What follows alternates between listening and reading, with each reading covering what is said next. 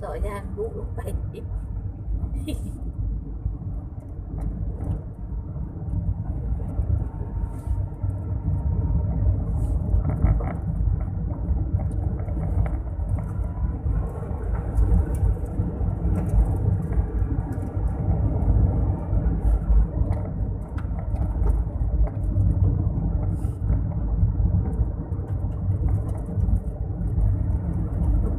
พยายามจะบอกใส่เบรกเพราะเบรกมันนานแล้วดิ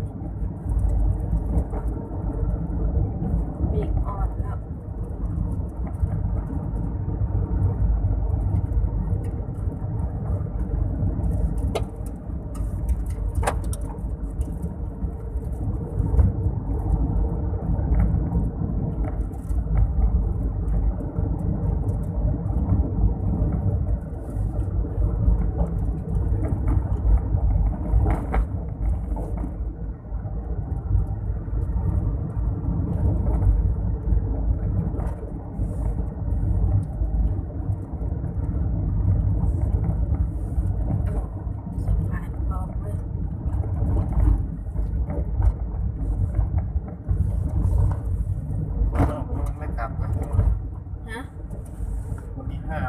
วันจันทร์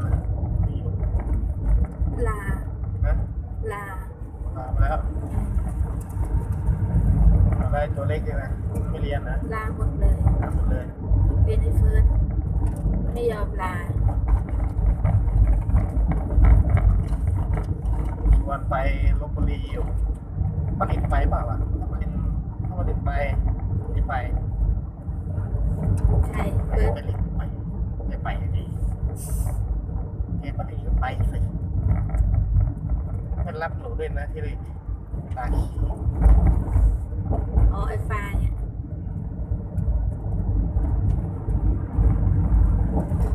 โคตรเยเมลโคตร